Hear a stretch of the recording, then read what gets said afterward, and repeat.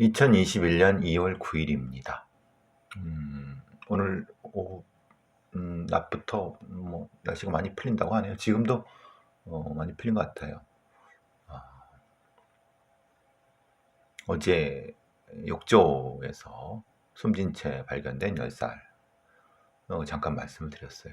그렇게 보도하면 안 된다. 그리고 전체적으로 타살부터 시작해서 사고사까지 이 포괄적으로 그리고 전체적으로 다 베이스부터 언급해야 된다. 이런 말씀 드렸어요.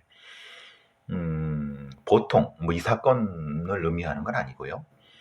보통 스테이징을 하기 위해서 특히 도메스틱 가정, 그러니까 집안에 있는 공간에서 사인을 왜곡하거나 아니면 다른 방식으로 바꾸기 위해서 따뜻한 물,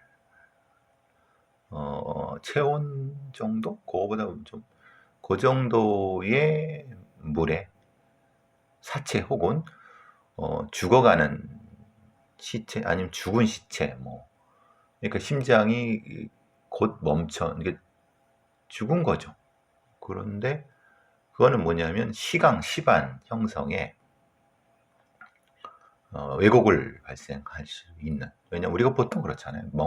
멍이 풀리거나 아니면은 몸이 굳거나 이게 시강 또는 시반 이게 이제 그 안에 있는 혈액이 이제 심장이 돌지 않으니까 그러니까 한쪽으로 쏠리게 되죠. 시반이 형성되는. 근데 이제 보통 그 상태에서 이제 아드레날린 같은 말하자면 그 사람은 사망은 했는데 일정 정도 강제적으로 외력에 의한 외부적인 요인에 의해서 심장을 일부 돌리게 하는. 근데 그게 사실 그것은 정기적으로 할 수 있는 건 아니죠. 그런데 어느 정도까지의 시간상의 그 오류를 아니면 왜곡을 발생시킬 수 있는 그런 가능성.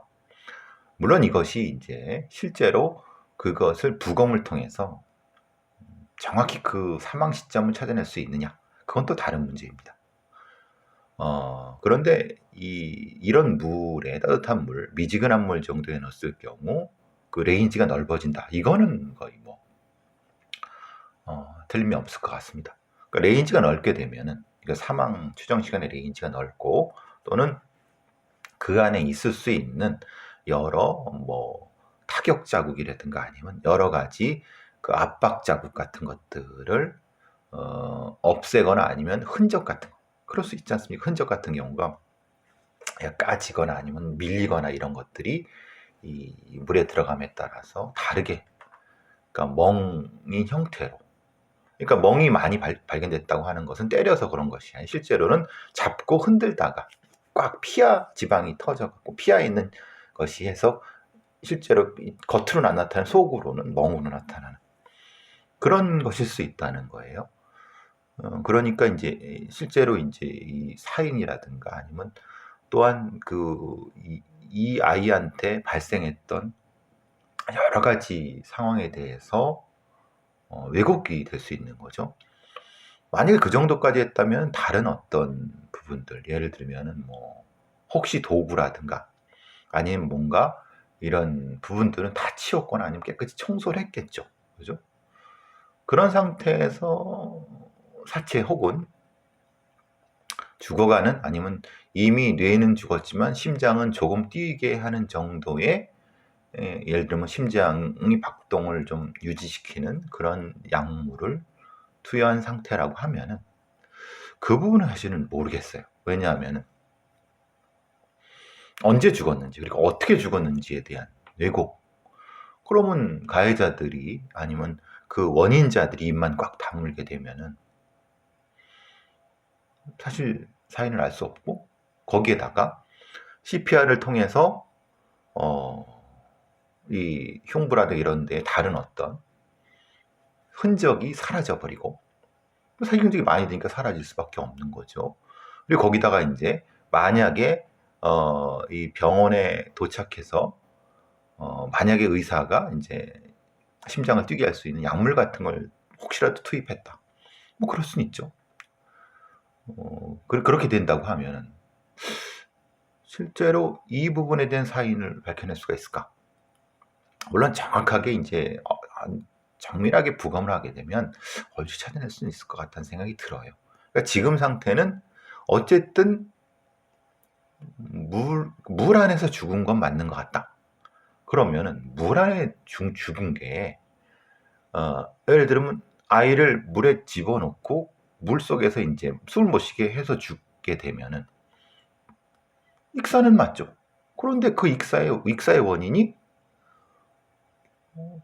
강압적으로 물에 집어넣기 때문에 그건 살인이죠. 그런데 그걸 어떻게 증명해 이 말이에요. 왜냐면 뭐 그러면 이제 이 안에 어떤 저항은이라든가 이런. 근데 문제는 저항 같은 경우도 아이니까 실제로 나타나지 않을 수도 있는 거고, 그죠? 그리고 이제 뭐 손톱 같은 거 이런 것도 다 깨끗이 제거할 수도 있는 거고. 그리고 이제 어차피 같은 생활을 하는 사람이잖아요. 거기 있는 그 가족 내, 그 가족 안에 그 도메스틱 머더가 그런 어떤 특징을 가지고 있는 거니까. 여기서 이제 다른 어떤 말하자면은 사인 중에서 다른 형태의 것을 찾아낼 수가 있느냐. 왜냐하면 일정 정도 발버둥을 치거나 그랬을 경우에 흔적. 그래서 이제 아까 말씀드린 온몸의 멍이라고 하는 이런 것이 사실은 이 스테이징을 하기 위한 어떤 것일 수 있다라고 하는 게 제 예전에 그런 적이 있었죠. 유명한 프로축구 선수가 차 안에서 번개탄으로 극단적 선택을 했는데 몸에 저항이 없을 수 있느냐? 약물도 없는데 가능하다. 왜? 담요를 두들들 막아서 묶어놓은 상태에서 이 번개탄 가스로 그러니까 죽인 후에 갖다 놓으면 되는 거니까. 그러면 당연히 이 손 자체가 움직일 수 없기 때문에 그런 게 나타나지 않죠. 다만 몸을 쓴 형태가 되기 때문에 어디가 터지거나 그러니까 그것은 정확히 밝혀낼 수가 없다. 그러니까 다양한 방식의 스테이징 방법들이 존재합니다. 단 이 전제는 그 사건에 대한 엄격한 부검이 진행되지 않는다는 전제. 또 하나는 응급조치, 119를 불러갖고 응급조치 상황에서 증거가 사라진다고 하는 전제. 이런 몇 가지 전제가 되고 그 집안이라든가 이런 생활 접촉형 증거들 혹은 그런 것들이 있다는 전제 하에서 가능하거든요.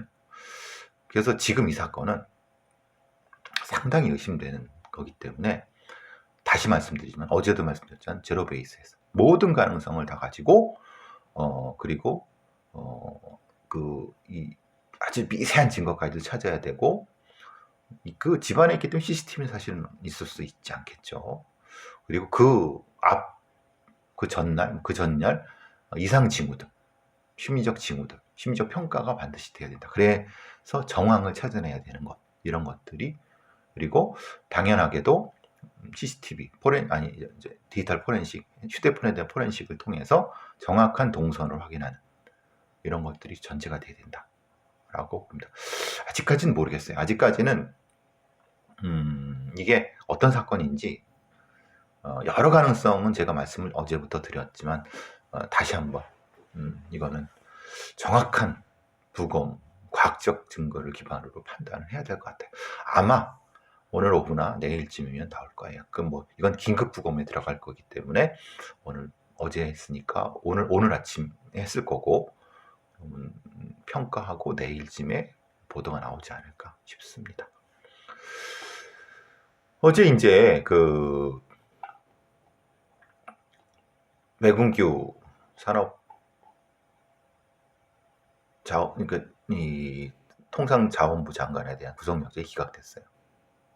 사실 검찰 애들이 대전지검에서 그리고 여러 보수 언론이라든가 아니면 SBS, 조중동, 검찰들, 검찰발 여러 흘리는 것들 보면은 대단히 무슨 역적짓을 한 것 같은 느낌이 들고, 근데 저는 그 생각을 했어요. 뭘 했냐면 갑작스럽게 공소장이 공개가 돼갖고 북한 원전 얘기 북한 원전에 대한 삭제 얘기가 나왔어요. 이게 갑자기 왜 나왔을까? 라는 생각을 하고 제가 이제 그때도 말씀을 잠깐 드렸죠. 요거는 좀 이상하다. 그러니까 충분히 검토할 수 있는 건데 갑작스럽게 이것으로 언론 플레이를 하는 이유가 뭐지? 실제로 이것은 뭐 논란이 될 것도 없어요. 왜냐하면 아니 공무원들이 캐도 사업 한반도 에너지기구 20년 전 그 이전에도 있었던 사업인데 북한의 원전을 지어주는 거는 그러니까 그것도 아이디어 차원에서 검토는 안 하는 게 더 이상하죠. 근데 이게 왜 갑자기 나왔을까? 그리고 지웠다고 하는 파일을 보니까 백업 파일 BAK 백업 파일부터 시작해서 그리고 실제로 지우지도 않았어요. 왜냐하면 그 컴퓨터에서 옆 컴퓨터 이게 네트워크가 연동이 되잖아요. 그리고 한번 이제 어떤 그 인트라넷 시스템에서는 어떤 생산된 문서가 한쪽에만 저장되는 것이 아니라 검토되고 보고될 때 이것이 이제 그 파일들이 퍼지거나 저장이 이렇게 되거든요. 그 시스템을 모르거나 아니면 그러지 않겠죠. 그 바보가 아닌 이상. 그렇다고 하면은 실제로는 진짜 지우려고 했으면 그 시스템을 알잖아요. 아니 그 산업부 서기관이나 뭐 사무관 같은 그런 애들이 그걸 모른다는 게 더 이상하잖아요. 내가 이거 지우려고 하는데 그러면 그거 지우고 그것도 지우고 다 지워야 되는 건데 그거밖에 안 지웠다는 건 뭐야? 이건 지우려고 한 거야 실제로? 그냥 아니면은 컴퓨터 정리 차원에서 뭐 한 거야? 징계받을까 봐? 징계받을 수도 있죠. 왜냐면 너 뭐에 오버했어? 그럴 수도 있으니까. 근데 이제 제가 말씀드리고자 하는 거죠. 왜 이걸 흘렸을까? 공소장을. 검찰놈들이. 그리고 그걸 또 낼름 받아먹은 이제 친검찰 쪽 언론 그리고 야당. 근데 제가 봤을 때 이건 패착이다. 그리고 이건 뭔가 캥기는 게 있다. 뭔가 쫄린다. 왜? 아니 실제로 뭔가 그 자체로 수사가 진행되고 영장이 나올 것 같으면은 굳이 이걸 흘릴 이유가 없다. 근데 뭔가 1% 부족하다는 걸 의미하는 거죠. 그러니까 흘렸겠죠. 되도 않는 거를, 말도 안 되는 거를. 아니나 다를까 지금 뭐 영장 실질심사에서 법원 오세영 대전지법 영장 전담 부장판사가 이 사람은 그 하위직 이 공무원들에 대한 영장을 발부한 사람이라고 합니다. 그런데 이 사람이 한 얘기가 그거죠.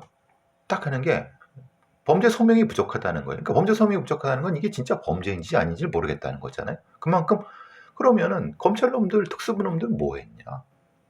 그렇게 많이 까고 뒤지고 뭐 그랬는데 그 정도로 무능하냐? 검사들이 참 답답합니다. 그러니까 얘들이 언론 플레이 하는 만큼만 실제로 수사에서 능력을 발휘했으면 좋겠어요. 근데 능력도 없는 것들이 언론 플레이만 해갖고 뭔가 했는데 실제로는 나온 게 없어요. 그러니까 이제 또 다른 형태로 이제 언론 플레이 도 하고. 도대체 나온 증거라는 게 뭐예요? 의무 없는 일을 했다. 그럼 진술 정도? 그 진술 정도는 늘 하는 짓처럼 그런 거잖아요. 여론에 압박하고 별건 수사해갖고 조지고 옛날 방식이죠. 그 정도밖에 못하는 특수부 애들이 특수검사 애들이 답답한 거죠. 오히려 저는 이 사건 이 건에 대해서 너무 그나마 나쁜 놈들이지만 실력은 있겠거니 생각하는데 나쁜 놈들이 이긴 나쁜 놈들이지만 실력도 없는 거잖아요. 특수부 애들이. 뭐지 애들은? 뭐지? 그냥 조질라고만 하는데 아니 조져도 깡패도 아니고 양아치도 아니고 뭔가 실력을 가지고 조져야 되는 거잖아요. 실력도 없다. 아휴, 그럼 차라리 밥숟가락은 놔야죠. 그렇지 않겠습니까? 결국은 실제로 이 대전제는 어쨌든 대통령 공약사항이고 그리고 정부에서는 국정 지침으로서 국정 방침으로서 원전은 차차 없애나간다. 그건 국정에 대한 어떤 정책을 수사할 수 있느냐? 아니 수사를 할 수 있겠죠. 그렇지만 정책에 대한 평가는 국민이 하는 거지. 정책에 대한 평가의 과정 중에 사소한 문서 삭제라든가 어떤 일종의 규정 위반 같은 경우를 법의 잣대로 한다는 것이 말이 되느냐. 만약에 그랬을 경우 그런 어떤 잘못되고 불법적인 수사라든가 월권행위적 수사는 누가 제어할 것인가. 지금 이게 민주주의 한계인 거죠. 우리나라 민주주의의 제도적 결함인 거죠. 저렇게 미쳐날뛰는 특수부 애들을 제어 못한. 그러면 공수처가 제어할 수 있냐? 사실은 그건 또 애매하죠. 왜냐하면 공수처가 명백한 불법적인 어떤 수사에 대해서 검사의 불법적인 행위에 대하지만 이걸 또 불법적이라는 게 할 수 있느냐? 왜? 아니 그 검사 애들은 그런 거죠. 아니 저기 그 불법일 것 같고 이것이 이제 그 감사원으로부터 이렇게 수사 의뢰가 됐는데 예를 들면 안 하는 게 이상하지 않냐? 이런 형태입니다. 이걸 제도적으로 어느 정도까지 결함을 보완을 해야 된다. 그래야지 민주주의. 그러니까 범죄가 만들어지지 않고 제가 지금 책을 쓰고 있는 범죄는 구성된다, 만들어진다 라고 하는 게 정확한 이겁니다. 즉 정치적 반대자들이라든가 아니면 어떤 집단의 이익을 위해서 범죄를 만들고 그 범죄를 만드는데 언론과 아니면 다른 국가기관 다른 게 동원돼서 서로 치열하게 난상판을 만들었을 때 민주주의의 어떤 균형추는 어디로 가야 될 것인가. 이런 부분들이죠. 오히려 트럼프 같은 애들이 저렇게 개판 치고 독판 쳐도 법의 잣대로 들이대진 않죠. 정치적인 탄핵 할지 몰라도. 이런 문제들이라는 거예요. 민주주의 제도적 결함에 대한 심각한 범죄와 민주주의에 대한 심각한 고민을 하게 하는 게 사실은 이게 원전 수사입니다. 지금 이 상태로 봐서는 뭐 불속 상태에서 재판이 진행될 거고 물론 또 영장을 신청할 수도 있습니다만은 근데 그때 또 지금부터 더 나은 증거가 나올 리가 없는 거고 왜냐하면 지금 증거는 이미 다 확보됐다고 판사가 얘기를 했어요.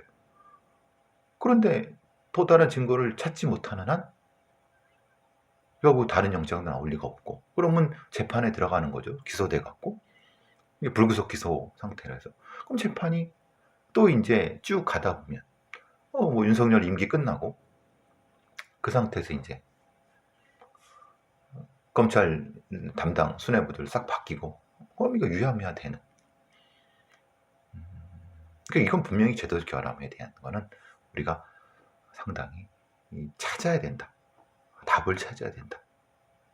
라는 생각이 듭니다. DNA 관련된 부분에서 30대 차터리범을 잡고 보니까 10년 전에 강간범이었다. 징역 5년이 선고됐다고 해요. 그러니까 이제 차터리범을 그러니까 지난해 1월에 대전 서구의 어떤 주차장에서 장기지 않은 문에 있는 12만 원을 절취했을 때 경찰에 붙잡혔어요. 여자를 찾던 중 DNA를 채취해서. 근데 이것만 가지고는 DNA를 강제할 수 없습니다. 이거는 그렇게 되는 범죄는 아니에요. 근데 보통은 경찰들이 이제 대충 DNA 채취하자라고 하면은 못하겠습니다. 이렇게 못하는 거죠. 그래서 동의하고 좋아, 내 떳떳한데 해서 해보니까 2009년 그러니까 12년 전에 발생했던 대전 동구 그 도시도 비슷하네요. 그러니까 근처겠죠. 그래서 26세 여성을 강간치상했다. 그때는 뭐 사실 뭐 DNA 증거는 있었지만 대조군이 없었을 것이고 그래서 이제 뭐 DNA 프로필이 있지만은 잡지 못했겠죠. 그리고 CCTV도 없었을 것이고 뭐 되겠습니까? 근데 문제는 전 그 다음에 얘기가 된 거예요. 이 재판부가 징역 5년을 선고했다는 거예요. 그러니까 이 5년이라고 하는 것은 이 지금 절도 혐의랑 그러니까 절도 및 점유 이탈물 횡령죄, 절도 미수 그리고 앞에 있는 강간치상 합쳐서 5년이에요. 그러니까 실제로 절도 점유 이탈물 횡령 부분이 한 2, 3년 받고 강간치상 부분이 한 2년 정도 받았다고 하면 실제로는 강간죄 부분에 대해서는 크게 형량을 많이 받은 건 아니죠. 다만 사건을 해결한 거죠. 이제 다만 이게 우리가 이런 강간이나 강간치상에 대한 위험성을 너무 낮게 봐서 형식적으로 굉장히 그 형량이 낮고 그렇습니다. 특히 이거는 그냥 12년, 2년 전에 벌어졌던 일에 대해서 10년 전에 벌어졌던 일에 대해서 사건 확인만 하는 정도잖아요. 글쎄요. 과거의 사건에 대해서 엄격한 잣대를 들이대지 않으면 사실은 이런 성범죄는 사실은 줄이기 어렵습니다. 강간범들은 별거 아니라고 생각하는 거죠. 뭐 별거 아니라고 생각하니까 또 다시 범죄를 할 수 있는 가능성, 그런 부분 때문에 사실 안타깝죠. 이런 부분에 대해서는 그러니까 이렇게 이 범죄도 저지르고 저 범죄도 저지르고 이렇게 잡식성 범죄자들이죠.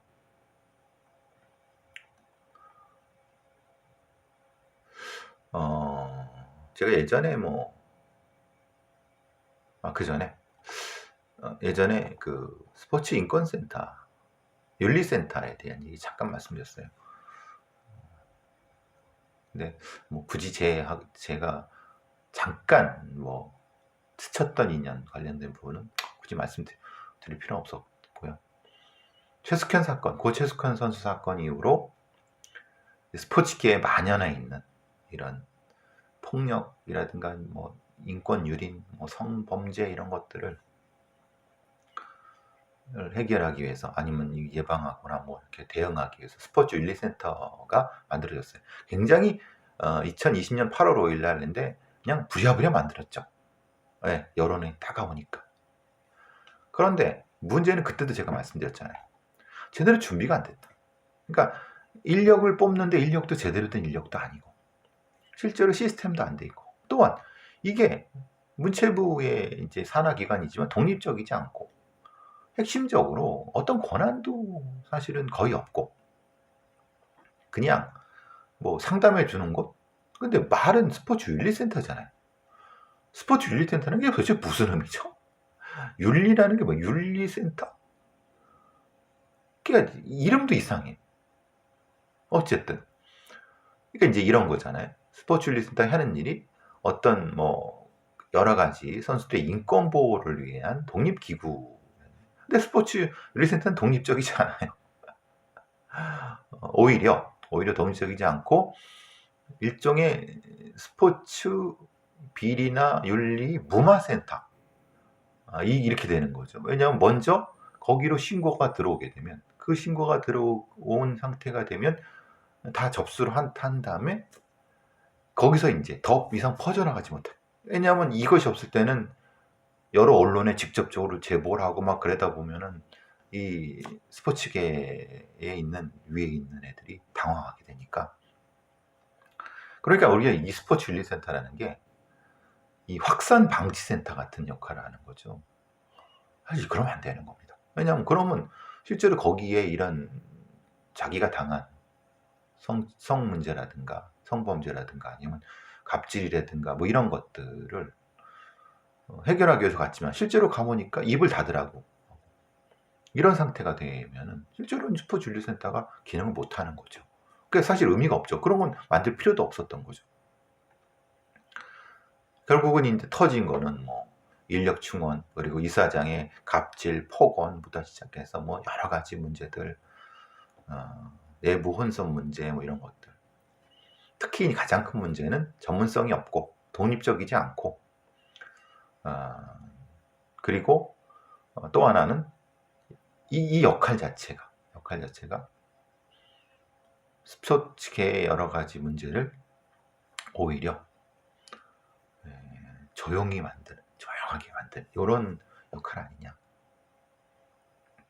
한번 지켜보긴 하겠지만은 지금 이 따위의 조직 구성이라든가 역할 같은 거로 봐서는 사실은 없으니만 못하는 더 큰 문제가 될 거라는 생각이 들어요.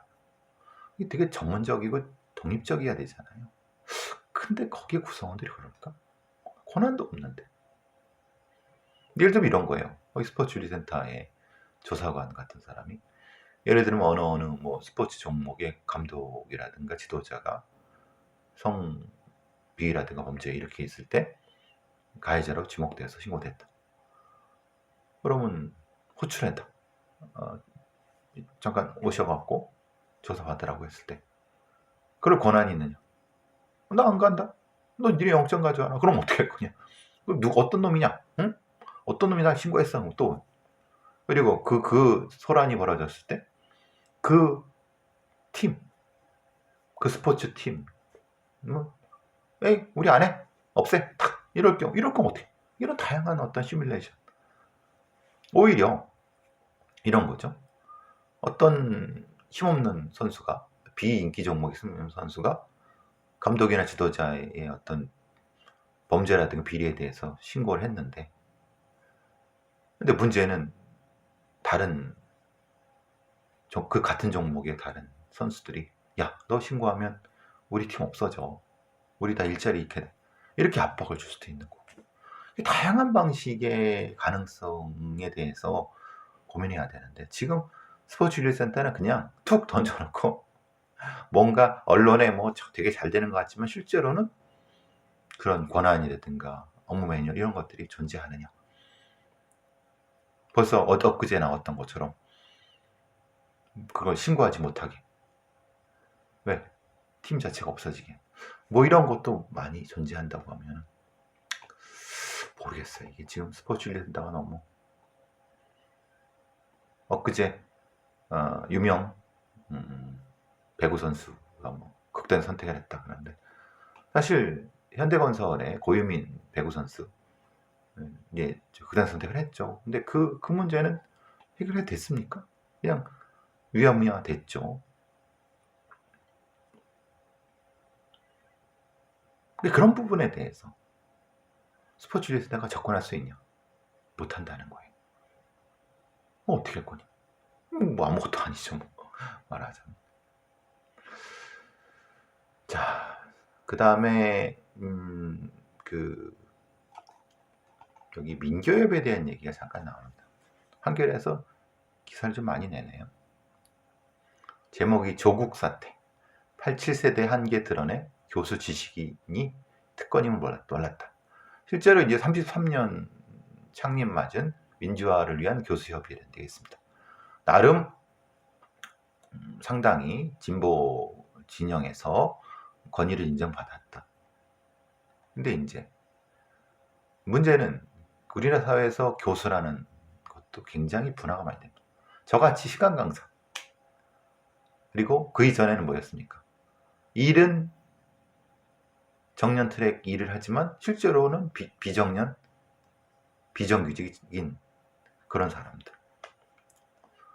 그런데 테니어, 정년 트랙 받고 아주 소수인데 겉으로는 굉장히 민주화를 위해서 아니면 굉장히 진보적인 지식인양 하고 뭐 문재인 정권의 무슨 위원회도 들어가고 뭐 다 들어가지만 실제로는 학교나 이런 데서는 갑질하는 쓰레기 같은 새끼들.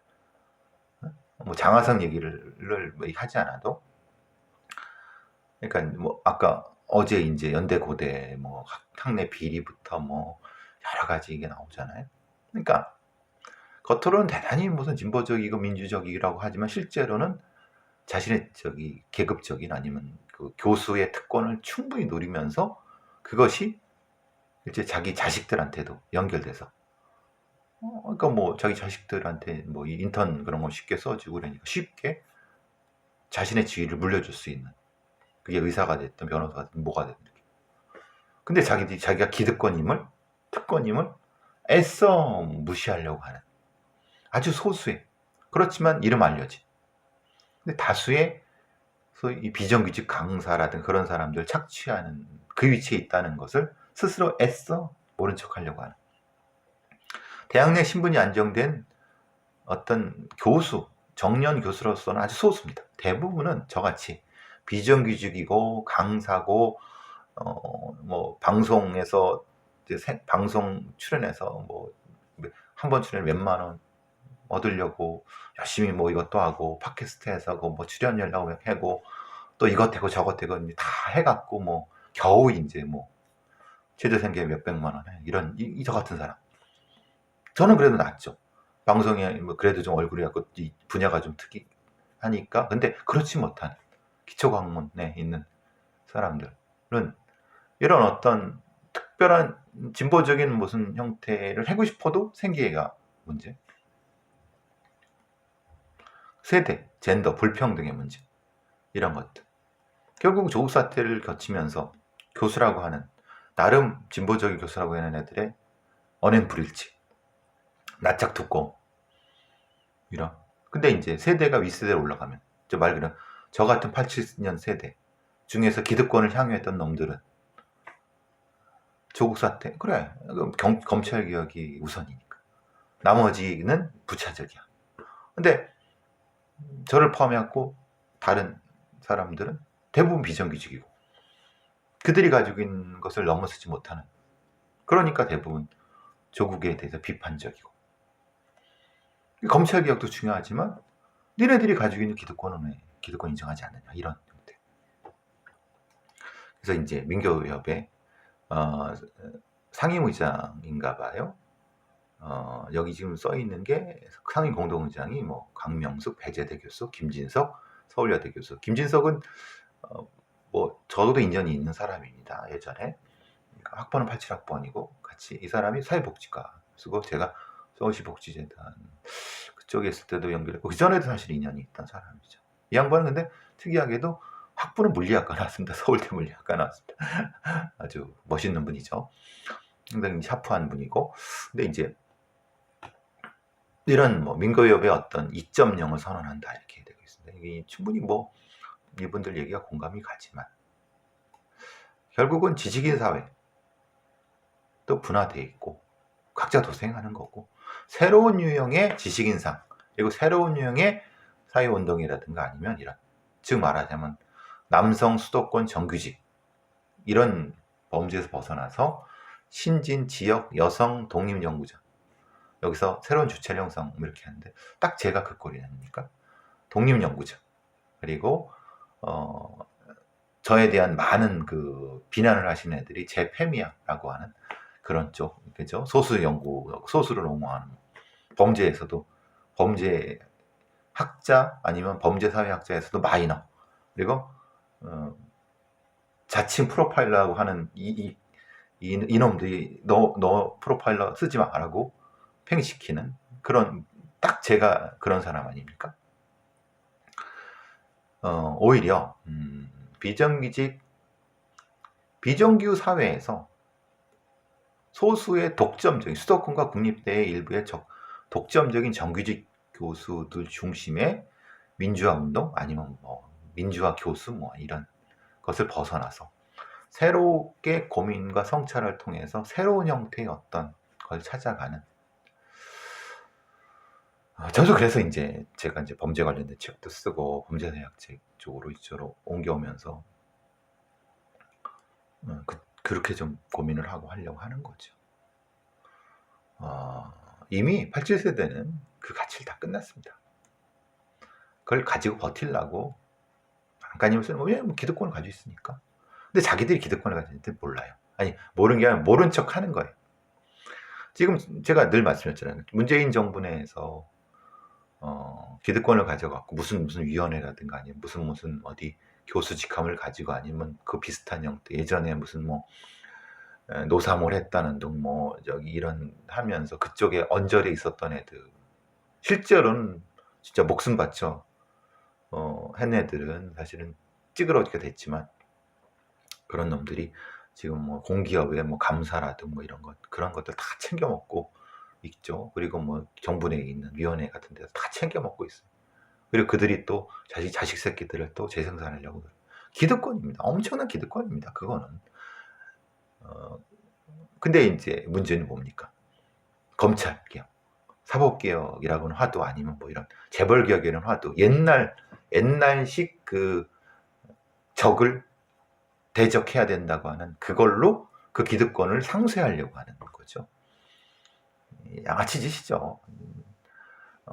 진짜 지식인이고 그러면은 그것도 하고 이것도 하고 스스로 비판을 하면 스스로도 그게 조국 사태에 갈리는 지점 아니겠습니까? 그렇다고 해서 제가 뭐 진중권이라든가 뭐 다른 그런 사람들 옹호하고 그런 건 아닙니다. 그건 전혀 다른 맥락이죠. 그 맥락을 의도적으로 갖게 넣으려고 하는 거죠. 소위 말하는 대깨문이라든가 예를 들면 문파라든가 이런 애들이 이렇게 또 몰아갖고 니네들 다 아니죠. 그렇게 이 야려 양아치 짓을 하는 애들은 빼고 진짜 비판을 하고 진짜 새로운 길을 찾으려고 하는 사람들은 인정을 해야죠. 근데 그걸 인정하지 못하겠다고 하면 갈랐을 수밖에 없는 거죠, 당연히. 어쨌든 87년도 세대에서 생각을 많이 하게 됩니다만은 그것도 뭐 해봤자. 그래서 제가 문재인 정부 내나 문재인 정부에서 기생충처럼 그런 과거에 뭐 운동했니 뭐 했느니 하고 그런 거 가지고 이제 울거먹고 빨대 꽂아갖고 이 소위 비판적이고 진보적인 시스템을 무너뜨리려고 하는 기생충 같은 것들을 싫어하는 거고, 그래서 이제 돌아서려고 하는, 돌아섰고 그런 거죠. 그렇다고 해서 개혁의 과제라 이런 것을 부정하는 건 아닙니다. 그렇기 때문에 당연히 오히려 더 개혁의 과제라든가 이런 것들을 하려고 하는 거죠. 그렇게 주장을 하는 거. 제가 그래서 그런 비판들을 많이 하는 이유가 그런 겁니다. 어쨌든 오늘은 이런저런 얘기가 많았네요. 괜히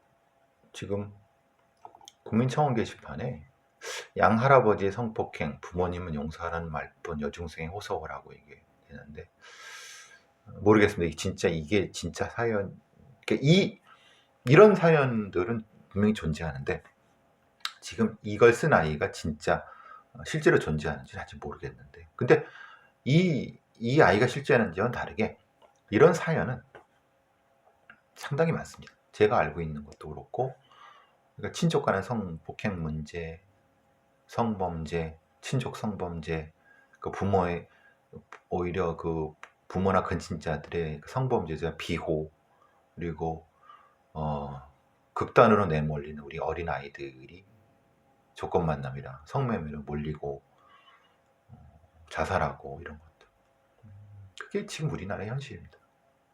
오히려 보호 시스템에 들어가지 못하는, 조금 더 이건 지켜봐야 될 것 같아요. 나중에 나중이 아니죠. 제가 이제 여러 가지 연구소라든가 이런 부분을 만들고 그러게 되면 이런 학교 밖의 청소년들, 근친 성범죄 피해자들의 보호 쉼터라든가 아니면 보호 시스템, 그런 쪽에 조금 힘을 쏟고 싶어요. 자, 오늘 여기까지 하도록 하겠습니다.